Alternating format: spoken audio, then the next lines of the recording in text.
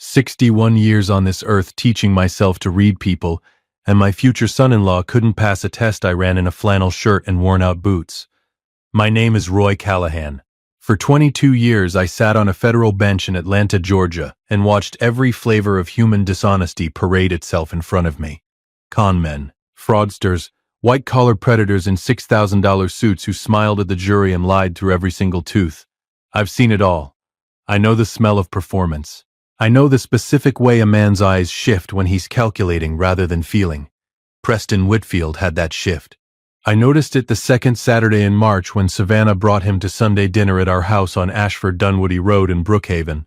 He was charming, articulate, said sir exactly often enough to seem respectful without seeming rehearsed, complimented Nora's cooking with the right amount of specificity, asked me thoughtful questions about my investment work, too thoughtful, the kind of questions a man asks when he's done research, not when he's genuinely curious. Nora squeezed my hand under the table that night after Preston left. Roy, he's wonderful. He's something, I said. She gave me the look. The one that means don't you dare, Roy Callahan. I've been married to Nora for 34 years, and that look has never once stopped me from doing what I was already planning to do.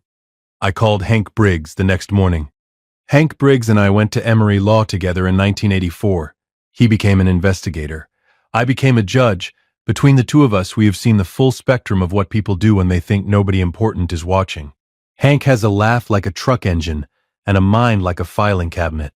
Everything goes in. Nothing gets lost. Tell me about this kid, Hank said. We were at his kitchen table in East Atlanta. Coffee between us, Monday morning, March 10th. Medical device sales. Dallas originally. Met Savannah at a conference in Charlotte 8 months ago. He's 34. She's 28. They got serious fast. Fast as a flag. Fast as a flag, I agreed. He's done his research on me, Hank. He knew things at dinner. Specific things about my portfolio restructure last year. That aren't public. Somebody talked. Or somebody dug. Hank wrote something down. What do you want? I want 3 weeks. And I need a favor from Tammy Shore over at the Buckhead venue on Peachtree. The engagement party is April 5th. I want to be on the crew list as a hauler. Hank looked at me over his coffee cup. Slow, the way men look at each other when one of them is about to do something either brilliant or catastrophic. Roy, he needs to pass a test, Hank. I need to see what he does when he thinks the only person watching is nobody. A long pause. Then Hank picked up his pen again and started writing. You're going to need a better flannel than the one you own. Tammy Shore owed me a favor from 2019 that I will not detail here, because it involved a zoning dispute and a city councilman, and the less said the better. She put me on the crew list as R. Callahan Salvage, listed as contracted haul removal for old patio and event furniture stored in the venue's back warehouse. She did not ask questions. Tammy Shore has never once asked a question she didn't want answered. April 5th, Saturday. I arrived at the Peachtree Road venue at 4 in the afternoon. The party started at 7. I had 3 hours in flannel and boots before anyone from Savannah's world arrived, and another 3 hours after that to watch Preston Whitfield operate in his natural habitat. Hank arrived at 4:15 in his own truck. He positioned himself near the loading dock with a clipboard. Nothing makes a man invisible faster than a clipboard. And we communicated by text for the rest of the evening. The venue was beautiful. I'll give Preston's people that. Tall ceilings, warm lighting, a terrace off the back that overlooked a garden lit with string lights. Nora had helped Savannah pick the florals. I could see Nora's taste in every arrangement. Simple, elegant, nothing that tries too hard. Savannah deserves all of this. She deserves someone who knows she deserves it. The guests began arriving at 6:45. Savannah came in at 7 sharp in a pale gold dress, her dark hair up, looking more like her mother every year in ways that do something complicated to my chest. She was glowing, genuinely glowing. Preston was beside her in a navy suit, shaking hands, smiling, working the room with the practiced ease of a man who has done this 100 times. I watched his hands, how he shook them, who he shook them with, whether he let go too fast. I didn't know yet what I was about to hear, but I had a feeling the night wasn't going to end the way Preston planned. For the first 90 minutes I moved furniture, loaded old rental chairs onto a dolly, navigated the loading corridor, positioned myself near the bar twice, once during setup, Once during the opening hour of the party when the catering staff was moving fastest and nobody looked twice at a man in work clothes carrying something. Preston was holding court near the bar with a group of men I didn't recognize. Late 30s, early 40s. Finance crowd. The particular posture of men who measure each other in square footage and portfolio returns. I loaded a dolly 6 feet away, kept my head down, kept moving slowly. Wealthy men talk freely around the help. That was Preston Whitfield's first mistake. His phone rang. He stepped slightly away from the group. Not far, not private, just a social step. And answered. What I heard in the next 90 seconds rewrote everything. Yeah, I know. Listen, the party's good. Everything's on track. A pause. Her old man's loaded, man. Old school money. Doesn't really know what he has. It's all sitting in these boring long-term holds. Needs to be modernized. A laugh. Low. Comfortable. The laugh of a man who thinks he's alone. Once we're in, Miles is going to love what we find. Yeah, keep him ready. We're probably 18 months out. Once we're in, I stood behind the dolly and did not move for 4 full seconds. 22 years on the bench, and I've heard confessions. I've heard testimony. I've heard men explain away things that had no explanation. Nothing landed quite like hearing my future son-in-law describe my daughter's inheritance as a portfolio that needs to be modernized, while she stood 40 feet away in a gold dress, looking at him like he was the answer to something. I texted Hank one word, confirmed. Hank texted back, Miles Sutton is here, northwest corner. Been watching the room since he arrived. I knew the name, Miles Sutton, not personally. Hank had surfaced it 3 weeks earlier during the background pull. Preston's college roommate, now his personal financial advisor. I'd noted it, filed it. I looked toward the northwest corner. Miles Sutton was nursing a drink and watching the exits with the patient. Calculating attention of a man who is not at a party. He is at a job site. I didn't know it yet, but Miles Sutton was about to become a very important part of this story. At 8:15, I ran the second half of the test. Not planned. Instinct. I loaded a heavy metal shelving frame onto the dolly. Genuinely heavy, genuinely awkward, and navigated it through the edge of the main room toward the loading corridor. The route took me within 10 feet of Preston. The dolly caught on an uneven floor tile. The frame lurched. I grabbed it. Controlled, not dangerous, but it made noise. People looked. Preston looked. We made eye contact. Brief. His eyes moved from my face to the dolly to the room. The calculation happened in about 1 second. Not important, not relevant. Move on. He turned back to his conversation. Didn't offer a hand. Didn't acknowledge. Didn't do the thing that costs nothing. The basic human thing of checking whether a person needs help. Hank appeared at my elbow 30 seconds later, clipboard in hand. That's your answer, Hank said quietly. That's my answer, I said. I finished the load. Clocked out with Tammy at 9 p.m. Drove home to Brookhaven. Sat in my car in the driveway for a few minutes, listening to the engine cool. Savannah was still at that party, still glowing, still believing. I went inside, told Nora I was tired. She looked at my face and knew something had happened, and knew better than to ask tonight. I went to my office. Called Leonard Cross. Leonard, I need an appointment Monday morning, and pull the asset transfer documents from last October. All of them. Welcome back to Sweet Family Revenge. Grab your snacks, get comfortable, and remember, the people in these stories had every chance to behave themselves. They just chose wrong. Drop a comment below and make sure you subscribe. You're going to want to be here for what happens next. Sunday morning, April 6th. Savannah came to breakfast glowing. Preston had apparently been wonderful all evening.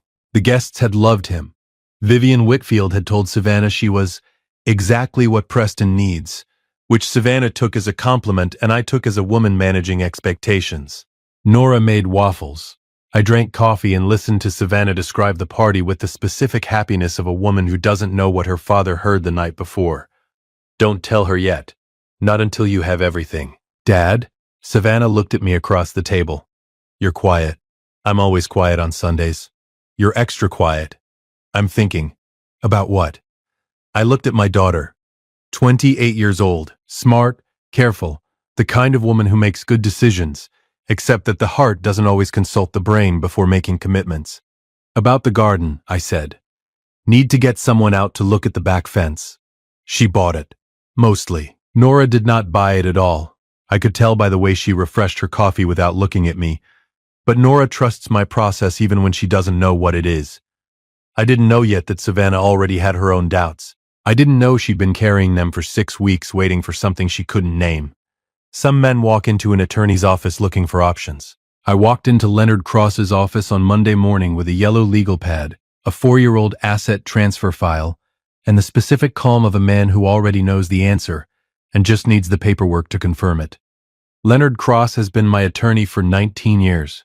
He is precise, unhurried, and has the remarkable ability to deliver catastrophic legal news in the same tone most people use to discuss weather. In all our years together, I have never once seen him surprised. I have come close twice. This was the third time. He read through my notes. The phone call. Miles Sutton. Once we're in, he set the pad down and looked at me over his glasses. Roy, when did you restructure the portfolio? Last October. Routine annual review. Moved everything into the foundation and Savannah's direct trust. Before Savannah mentioned Preston. 4 months before. Leonard picked up his coffee, set it back down without drinking it. That was the closest I'd ever seen him come to a reaction. So there is nothing liquid in your name. Nothing worth finding. The Brookhaven house? Transferred to Savannah's trust 2 years ago when I retired from the bench. Standard estate planning?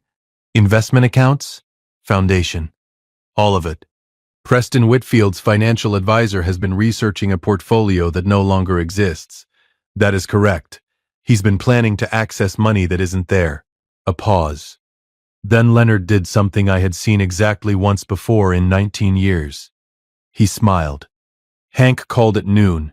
I was in Leonard's conference room eating a sandwich from the deli across Peachtree Street and reading through the foundation documents for the 4th time. Miles Sutton. Hank's voice had that particular flatness that means he found something. Want the long version or the short version? Short first. He's been operating a fee-skimming arrangement on at least 4 client accounts over the past 3 years. Small enough percentages that none of the clients noticed. Big enough that it adds up to about $240,000. I put the sandwich down. He's a thief. A careful one. But yeah, a pause. And Roy. 2 of those 4 clients are Preston Whitfield's former colleagues from his Dallas firm. People Preston personally referred to Miles. Preston referred people to a man he knew was skimming. Or Preston referred people to a man he didn't know was skimming. And Miles had been running this without Preston's knowledge. Either way, the picture was getting clearer and uglier by the hour. Can you document it? Already started. Give me a week. You've got 5 days, Hank. He laughed the truck engine laugh. Yes, Your Honor. Monday evening, Savannah called. I was in my home office on Ashford Dunwoody Road. Files spread across the desk, Leonard's preliminary memo open on my laptop. I picked up on the second ring. Hey, sweetheart. Hey, Dad. A pause. The kind with something in it. Can I come over Wednesday evening? Just you and me. Mom can be there, but I want to talk. Of course. I'll tell your mother. She'll make that lemon chicken you like. Dad. Another pause. Longer. Is everything okay? You were weird at breakfast Sunday. I'm always weird. You were differently weird. I looked at the files on my desk. At Leonard's memo. At Hank's preliminary notes on Miles Sutton sitting in a folder with Preston's name on the tab. Come Wednesday, I said. We'll talk. She was quiet for a moment. Okay. Softer now. Okay. I didn't know it yet, but Savannah Callahan had spent the last 6 weeks building her own file. Not legal documents, not investigator reports. Just the slow, careful accumulation of things that didn't add up. Small moments, half answers, the particular way Preston redirected certain conversations that a smart woman catalogs quietly while she's still deciding what to do about them. My daughter is a lot like her father. She just needed confirmation. Wednesday, April 9th. Nora made lemon chicken. Savannah arrived at 6:30. We ate dinner the way our family eats, with conversation that covers 3 topics at once and nobody waiting for a complete sentence before responding. Nora kept things light. I let her. After dinner, Nora cleared the plates, gave Savannah a long hug in the kitchen that lasted about 4 seconds longer than a normal hug, and went upstairs. Savannah and I sat at the kitchen table with decaf coffee. She spoke first. Something's off with Preston, Dad. I kept my face still. Tell me. It's not, it's not one big thing. It's 100 small things. She wrapped both hands around her mug. He asks a lot of questions about your finances. I thought it was just, he's curious, he's in sales, that's how his brain works. But it's specific questions. About the portfolio. About the house. About what happens to everything when you and Mom. She stopped. He brought up estate planning twice in 2 months. We've been engaged for 6 weeks. What did you tell him? I told him I didn't know the details, which is true. She looked at me. Dad, is there something I should know? Tell her enough. Not everything. Not yet. There's something you should probably see, I said. I got up, went to the office, came back with 1 page, not the full file, just Hank's summary of the phone call. Typed up clean, dated, time-stamped. Savannah read it once, read it again, set it down. Once we're in. Not a question. Just reading them again out loud the way you do when you're trying to make something real that your brain is still rejecting. He was on the phone at the party, I said. I was 6 feet away. He didn't know who I was. She looked up. What do you mean he didn't? Her eyes changed. Something connecting. Dad, were you there? Before the party, were you? I was on the crew list as a hauler. Flannel shirt. Old boots. I picked up my coffee. He walked past me twice. Didn't register once. Then, and this surprised me, she laughed. Short, sharp, not entirely happy but genuinely amused in the specific way that children laugh when they realize their parents are more complicated than they thought. You went undercover at my engagement party. I prefer field research. You, she shook her head. How long have you been doing this? 3 weeks. 3 weeks. She looked at the ceiling, then back at me. What else do you know? If you've been here a while and want stories like this to keep coming, hit that like button and subscribe. 97% of people never do, but it's what keeps this whole thing running. Thank you. For real. Now let's finish this. I told her about Miles Sutton, the skimming, the referrals, the 240,000. I told her about Leonard and the asset review. I told her what Preston's phone call meant in plain language, that he and Miles had a plan, that the plan involved Roy Callahan's money, and that the plan was built on information that was 4 months out of date. There is nothing to get into. There never was. Savannah listened to all of it without interrupting. That's her mother in her. Nora can hear the worst news in the world and process it in complete stillness before she speaks. When Savannah finally spoke, her voice was steady. I want to be the one to end it. Okay. Not you. Not Leonard. Not Hank. She looked at me directly. Me. I'm not arguing, but I want him to know that you know. I want him to sit across from you and understand that you heard every word. A pause. Can you do that? I thought about the diner in Decatur, the laminated menus, the coffee that burns all morning. Yeah, I said. I can do that. And Dad? She reached across the table, put her hand over mine the way she used to do when she was 7 years old and wanted me to know she was serious. Thank you for the flannel. I didn't deserve to laugh. But I did. The best verdicts aren't the loud ones. They're the ones delivered quietly, across a Formica table over bad coffee, while the other man slowly understands that every move he made was already accounted for. Monday morning.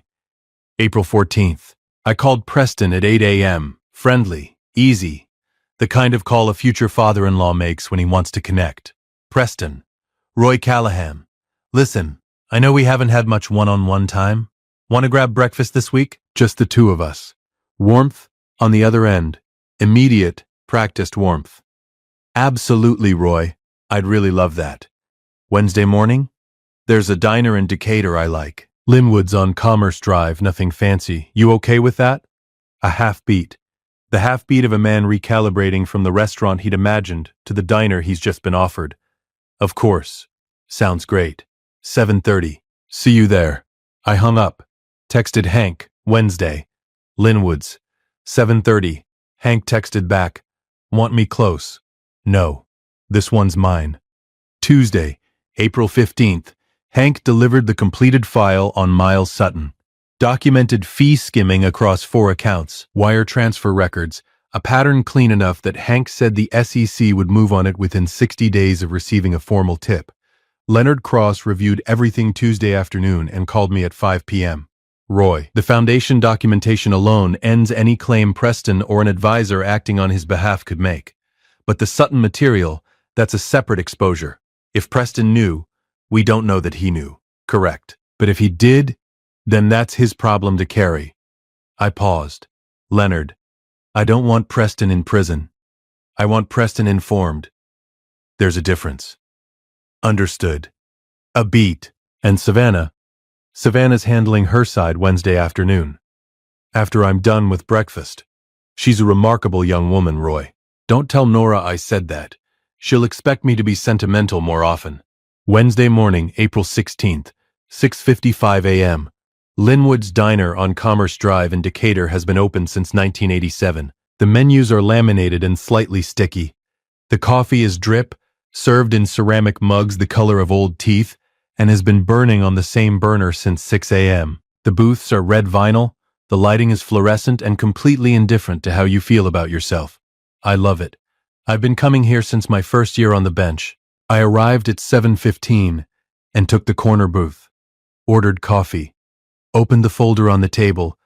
Not dramatically, just set it there the way you set down a newspaper. And waited. Preston arrived at 7:32, navy blazer. No tie.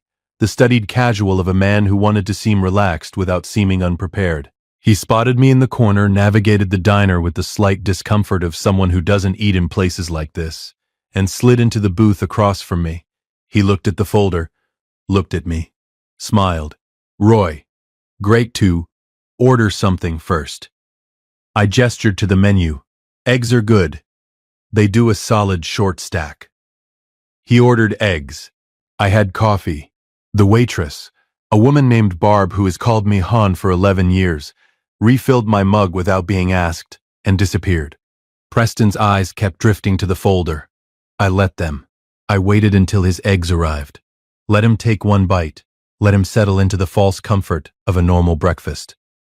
Then I slid the folder across the Formica table. Inside, a transcript of the phone call.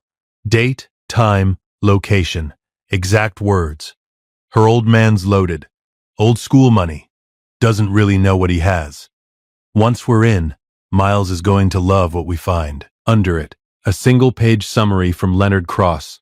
The foundation transfer, October 4 months before Preston's name was ever mentioned in our house.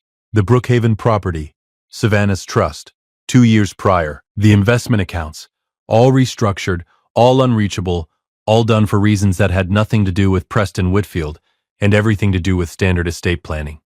Under that, Hank's summary on Miles Sutton, the skimming, the accounts, the $240,000. Preston read. He read slowly.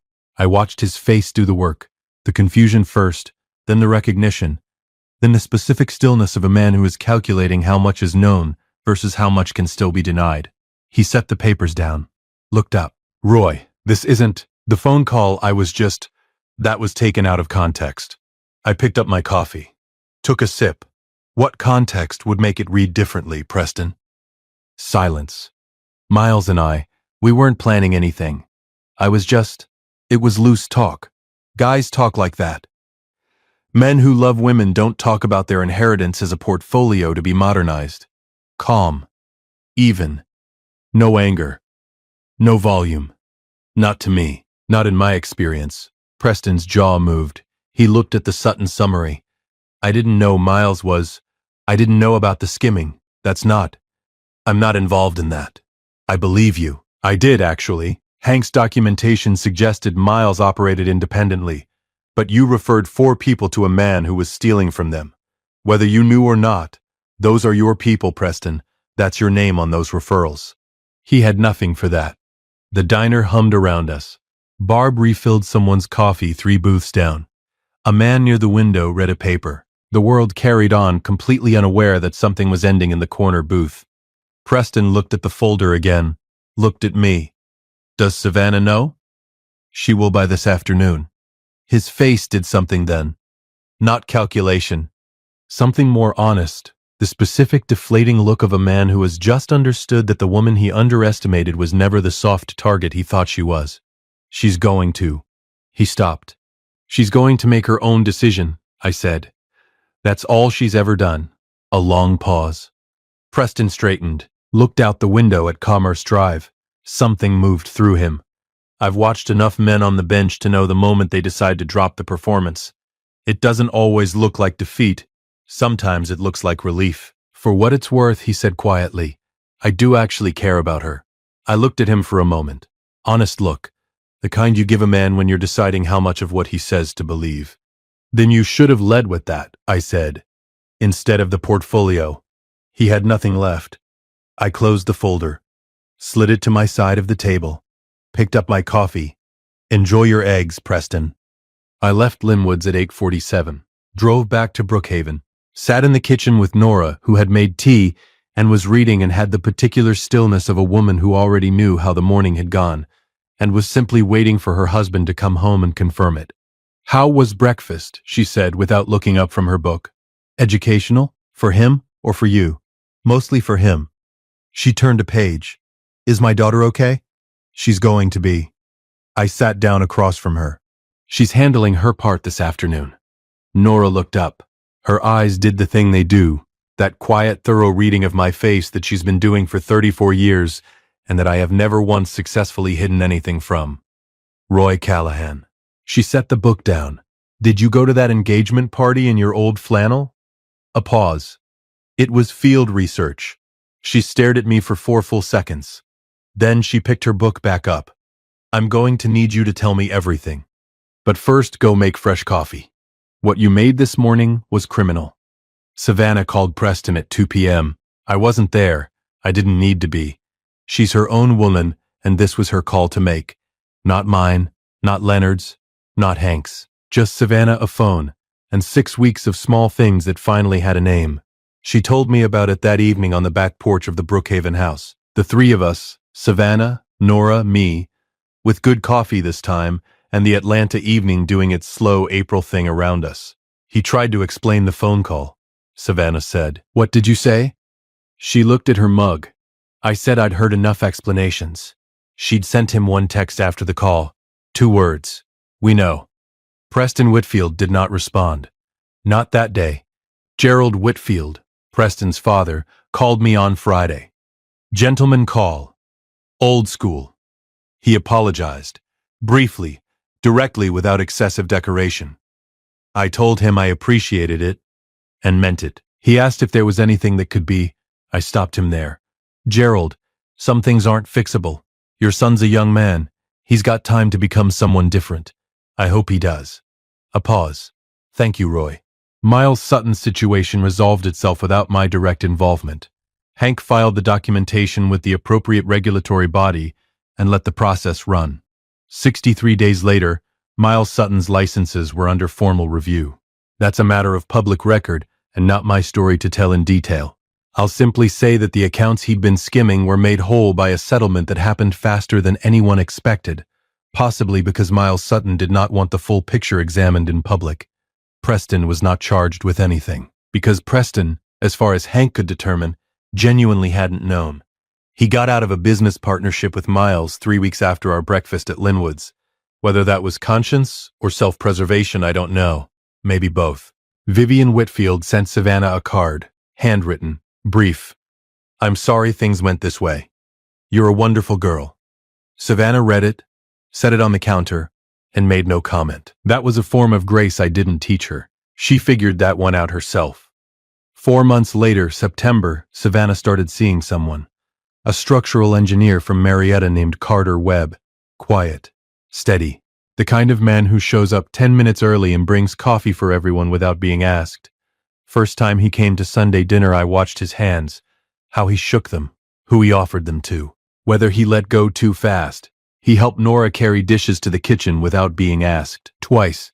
Talked to me for 40 minutes about municipal infrastructure with the genuine curiosity of a man who actually wanted to know things, not a man collecting intelligence. Nora found me in the kitchen afterward. Don't you dare put that boy in a flannel shirt, Roy Callahan. I know what you were just. Stop it. I looked through the kitchen door at Savannah laughing at something Carter said. The easy, unperformed laugh of a woman who is simply happy. Yeah, I thought. Okay. Fine, I said to Nora. No flannel. She handed me a dish towel. Good. Now dry these. Some people ask me if I regret how it all went. The disguise. The folder on the formica table. The enjoy your eggs. Not for a single morning. My daughter deserved the truth. She deserved a father who looked closely enough to find it. And Preston Whitfield deserved exactly what he got. A quiet, unhurried, completely documented breakfast with a retired federal judge who had 22 years of practice making men understand the precise weight of their own choices. No gavel, no bench, no robe, just flannel, a legal pad, and bad diner coffee. Turns out that's all you need. If you like this story, join our community by hitting that like button and subscribing for more real, raw, and family-centered stories.